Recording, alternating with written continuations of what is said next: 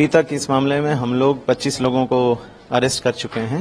संदीप घोष तो है ही, लेकिन इसका माताजी जो है वो भी खतरनाक है। दरिंदों ने उस रात डॉक्टर बिटिया के साथ क्या क्या किया था, कितने लोगों ने इस घटना को अंजाम दिया था, उसका पूरा असली वीडियो अब सीबीआई को मिल चुका है। इस वीडियो के मिलने के बाद संदीप घोष ने सीबीआई के सामने रात भर में अपने सभी गुनाहों को कबूल कर लिया और कई बड़े खुलासे भी किए। इस मामले में एक बड़ी लीड मिलने के बाद संदीप घोष की गिरफ्तारी हुई और पूछताछ के दौरान उसने रोते हुए सारे राज खोल दिए। इतना ही नहीं, संदीप घोष ने अपने फोन में रिकॉर्ड की गई दरिंदगी की पूरी घटना का वीडियो भी सीबीआई को सौंप दिया है, जो अब सबसे अहम सबूत के रूप में सामने आया है। इस वीडियो को देखने के बाद सीबीआई खुद भी हैरान रह गई है। दोस्तों, यकीन मानिए, कोलकाता डॉक्टर बिटिया के केस को लेकर जो बातें सामने आई हैं, उससे यह तो पक्का हो गया है कि जल्द ही डॉक्टर बिटिया के दरिंदों को फांसी होने वाली है। सब कुछ आपको आगे वीडियो में देखने को मिलेगा, यह सब कुछ जानेंगे विस्तार से। लेकिन वीडियो में आगे बढ़ने से पहले आपसे एक ही रिक्वेस्ट है कि अगर आप भी इस डॉक्टर बिटिया को इंसाफ दिलाना चाहते हैं तो वीडियो को बिना स्किप किए अंत तक जरूर देखें। डॉक्टर बेटी के लिए, उस बेचारी बिटिया के न्याय के लिए कमेंट बॉक्स में justice for Kolkata female doctor जरूर लिख दें। दोस्तों, हम और हमारी पूरी टीम इस डॉक्टर बिटिया को इंसाफ दिलाने की लगातार प्रयास कर रही है, इसीलिए आप हमारा हौसला बढ़ाने के लिए चैनल को सब्सक्राइब कर लीजिएगा। दोस्तों, अब तक इस मामले में संदीप घोष को अकेला सबसे बड़ा जिम्मेदार माना जा रहा था, लेकिन वह अकेला दोषी नहीं है।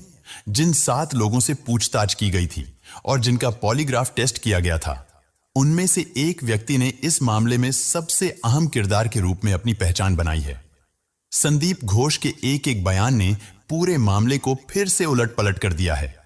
सीबीआई द्वारा अब तक साझा की गई जानकारी संदीप घोष के इस वीडियो और बयान के बाद पूरी तरह गलत साबित हो चुकी है, जिससे सीबीआई एक बार फिर कई बड़े सवालों के घेरे में आ गई है। इस वक्त सीबीआई के पास जो वीडियो है उसे देखकर कोई भी घबरा सकता है, क्योंकि इस वीडियो में जिस तरह से पूरी वारदात को अंजाम दिया गया है और जो चीखें सुनाई देती हैं, उसे शायद ही कोई पूरा देख पाए। हो सकता है कि कई लोग इस वीडियो को पूरा देख भी ना पाएं, क्योंकि इसे देखने के दौरान खुद सीबीआई अधिकारी भी हैरान रह गए थे। सीबीआई के चीफ एडिटर की आंखें भी इस वीडियो को देखकर नम हो गई और उन्होंने यहां तक कह दिया कि इस जघन्य अपराध को अंजाम देने वालों का अंजाम भी ऐसा ही होने वाला है। जब यह वीडियो आपको दिखाया जाएगा तो आप भी शायद देखकर हैरान रह जाएं कि एक इंसान दरिंदगी की हद तक कहां तक जा सकता है, और वह दरिंदगी पर उतर आए तो क्या क्या नहीं कर सकता। जो कुछ इस वीडियो में डॉक्टर बिटिया के साथ हुआ, उसकी हम कल्पना भी नहीं कर सकते। शायद हम उस दर्द का कभी एहसास भी ना कर पाएं, लेकिन इस वीडियो में जो दिखाई देगा उससे आप कुछ हद तक जरूर समझ पाएंगे कि उस रात डॉक्टर बिटिया किस दर्द और तड़प से गुजरी, जो अब इस दुनिया को छोड़कर चली गई है। लेकिन उसने मानवता पर एक बड़ा सवाल खड़ा कर दिया है कि क्या हम वाकई इंसान हैं। अगर इस वीडियो को देखकर भी आपका दिल नहीं पसीजता और आप अभी भी खुद को इस पूरे मामले से अलग मानते हैं, तो यकीन मानिए आप मानवता से बहुत दूर हैं। और अगर आप इस मामले को लेकर अपनी आवाज भी नहीं उठा पा रहे हैं, तो इससे ज्यादा शर्मनाक कुछ नहीं हो सकता। सीबीआई ने संदीप घोष को कई अहम सबूतों के आधार पर गिरफ्तार किया था। सबसे पहले उस चश्मदीद गवाह ने, जिसने इस घटना को अपनी आंखों से देखा था, संदीप घोष के बारे में महत्वपूर्ण सुराग दिए थे। इन्हीं सुरागों के आधार पर सीबीआई ने 2 सितंबर की देर रात संदीप घोष को गिरफ्तार किया। गिरफ्तारी के बाद सीबीआई ने 12 घंटे तक पूछताछ की, जिसमें संदीप घोष ने रोते हुए अपना सबसे अहम कबूलनामा कर लिया। उसने पूरी रात की घटना का एक एक वीडियो सीबीआई को सौंप दिया और वारदात की पूरी बात साफ साफ सामने रखी। जब सीबीआई अधिकारियों ने यह सब सुना तो वे भी चकरा गए और उन्हें महसूस हुआ कि अब तक की जांच किस दिशा में चल रही थी, जबकि असल मामला कुछ और ही था। इस मामले में डॉक्टर बिटिया के साथ उस रात दरिंदगी जरूर हुई थी, लेकिन संदीप घोष ने स्पष्ट किया है कि दरिंदगी करने का इरादा उनमें से किसी का भी नहीं था। उनका मकसद सिर्फ इतना था कि किसी भी तरह डॉक्टर बिटिया का मुंह बंद किया जाए, ताकि वह आर्जी कर अस्पताल के अंदर चल रही अवैध गतिविधियों के बारे में कोई बात ना करें। संदीप घोष ने बताया कि उसने मामले से दूर रहने की सलाह दी थी। यहां तक कि उसने यह भी कहा था कि अगर वह चाहे तो इस मामले को रफा दफा करने के लिए कुछ पैसे ले ले। लेकिन डॉक्टर बिटिया ने इन सब बातों को खारिज कर दिया और साफ कहा कि अगर यह अवैध गतिविधियां बंद नहीं हुई तो वह इस मामले को आगे उठाएगी। इस घटना में संदीप घोष अकेला नहीं था, कोलकाता की कई बड़ी हस्तियां भी शामिल थीं। जब संदीप घोष ने इन लोगों को बताया कि एक ट्रेनी डॉक्टर को इस पूरे मामले की जानकारी हो चुकी है, तभी इस पूरी साजिश की योजना बनाई गई थी। यानी कि 8 अगस्त की रात जो हुआ वह पूरी तरह से पहले से योजना बनाकर की गई वारदात थी। इस पूर्व नियोजित अपराध का मुख्य उद्देश्य था कि डॉक्टर बिटिया जो जानती थी वह किसी और को ना बता सके। इसी कारण उसे उस रात खामोश करने के लिए यह जघन्य कृत्य किया गया। जब सीबीआई ने संदीप घोष से आगे की दरिंदगी के बारे में पूछा तो उसने स्वीकार किया कि हां, उस दरिंदगी के दौरान वह खुद भी शामिल था और घटना स्थल पर मौजूद था। उसके इस दावे के बाद सीबीआई भी भ्रमित हो गई, क्योंकि उन्हें समझ नहीं आ रहा था कि वह क्या कहना चाहता है। संदीप ने बताया कि उस दिन सेमिनार हॉल में वे अकेले नहीं थे, बल्कि पहले से ही 5 लोग वहां मौजूद थे। उन 5 लोगों में 4 आरोपी थे जो कोलकाता की कई महत्वपूर्ण हस्तियों में शामिल थे और 5वां वह खुद था। वे सभी सेमिनार हॉल में रात 8 बजे से ही डॉक्टर बिटिया का इंतजार कर रहे थे, क्योंकि उन्हें पता था कि वह हर दिन लगभग 26 घंटे की ड्यूटी के बाद सेमिनार हॉल में ही सोने आती थी। इस साजिश को अंजाम देने के लिए 2 दिन पहले ही सेमिनार हॉल की कुंडी तोड़कर अलग कर दी गई थी, ताकि ना तो बाहर से कोई दरवाजा बंद कर सके और ना ही अंदर से। इसी योजना के तहत यह पूरा घटनाक्रम किया गया। इस वारदात की सबसे महत्वपूर्ण बात यह थी कि सेमिनार हॉल के बाहर लगे सीसीटीवी कैमरे को भी कुछ दिन पहले पूरी योजना के तहत हटा दिया गया था। जब संदीप घोष से आरोपी संजय रॉय के बारे में पूछा गया तो उसने बताया कि संजय रॉय पहले इस घटना में शामिल नहीं था, लेकिन बाद में उसे फोन कर बुलाया गया था। संजय रॉय 4:30 पर आर्जी कर हॉस्पिटल में अपनी बाइक से पहुंचा, जिसका सीसीटीवी फुटेज पहले ही सामने आ चुका था।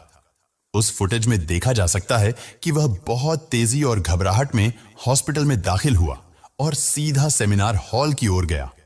बाद में जब यह बात खुली तो संदीप घोष ने खुद कहा कि उसी ने फोन करके संजय रॉय को बुलवाया था, ताकि डॉक्टर बिटिया को ठिकाने लगाने का काम पूरा हो सके। जब संदीप घोष ने अपने एक एक गुनाह कबूल किए तो खुद सीबीआई भी स्तब्ध रह गई।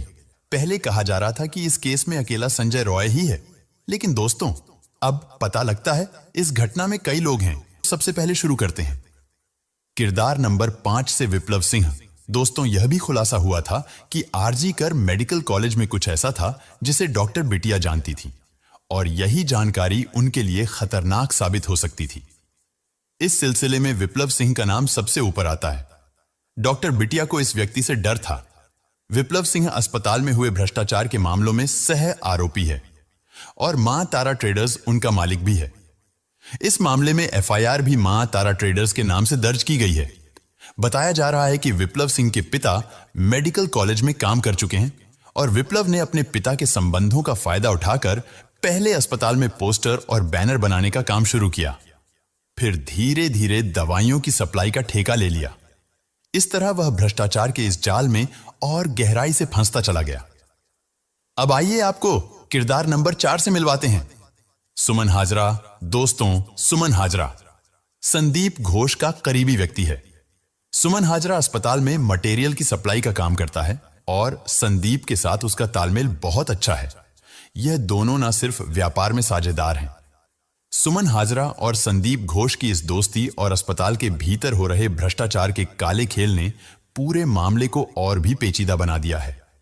यह स्पष्ट है कि डॉक्टर बिटिया जिन सच्चाई से वाकिफ थी, उन्हीं ने उनकी जान को खतरे में डाल दिया था। यह सरकारी दवाओं से लेकर मेडिकल उपकरणों की खरीद करके उन्हें दोबारा बाजार में बेचने का काम करता था। इसकी हाजरा मेडिकल शॉप के नाम से दुकान भी है, मतलब इसने खुद की शॉप भी खोल रखी थी। सुमन और विप्लव सिंह कोलकाता शहर के एक ही मोहल्ले में रहते हैं। ऐसे में शक है कि डॉक्टर बिटिया सुमन हाजरा के काले कारनामों को जान चुकी थी और जल्द ही कोई बड़ा खुलासा करने वाली थी। इसका उसे काफी उसे काफी डर बना था। अब बात करते हैं किरदार नंबर 3 अफसर अली संदीप घोष के दोस्तों में से एक नाम अफसर अली खान का भी है। अस्पताल के पूर्व उपाधीक्षक अख्तर अली ने बताया था कि संदीप अपनी सुरक्षा में प्राइवेट सिक्योरिटी रखता था। इसमें संजय रॉय के साथ साथ कुछ अफसर भी बाउंसर का काम करते थे। ऐसे में संदीप घोष की संजय रॉय से इतनी नजदीकियां कुछ ना कुछ राज छुपाए बैठी थीं, इसलिए इन्हें भी गिरफ्तार कर लिया गया है।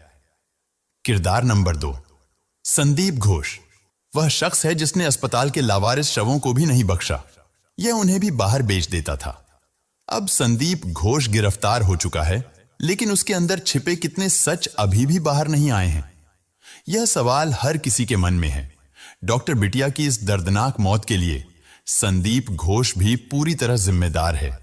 दरअसल डॉक्टर बिटिया के पास संदीप घोष के घोटालों और कारनामों का कच्चा चिट्ठा था, और ऐसे में यह सवाल उठता है, क्या इसने ही कोई साजिश रची थी?